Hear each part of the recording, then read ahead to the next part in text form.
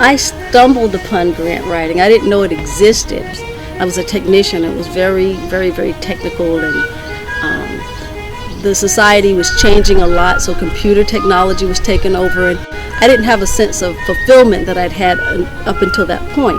So I made a shift in career, and I didn't know what I was going to do exactly, but I left.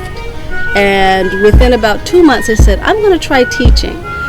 And once I started to teach, and I taught in a school for students with multiple handicaps.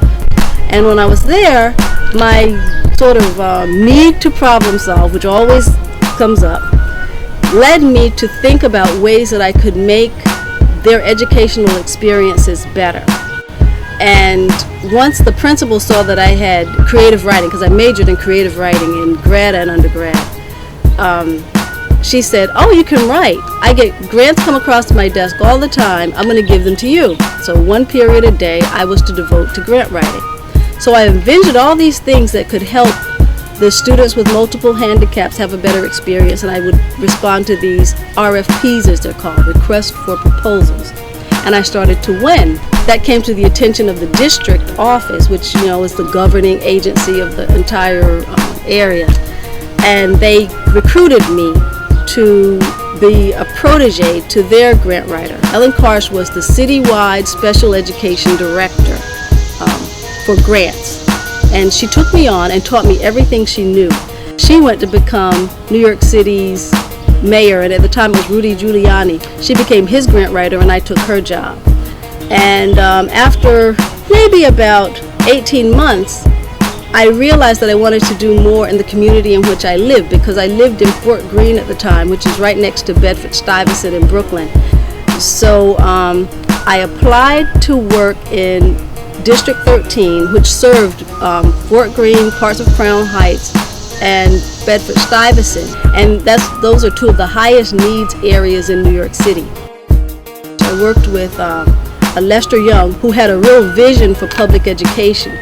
And my grant writing ability and his vision merged perfectly. And over the course of maybe 5 or 6 years, I brought in like $20 million for different programs.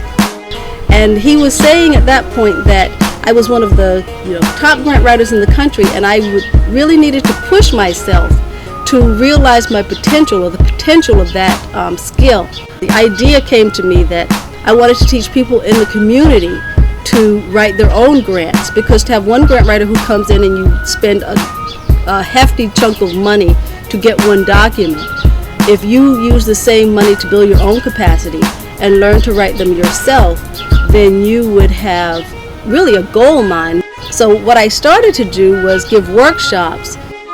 One faith-based community development center took my course, and I talked to the pastor maybe 18 months, 2 years later, and they had raised $750,000 for their organization. I went about then developing 2 books, the Handbook for Grant Writing and a grant writing toolkit.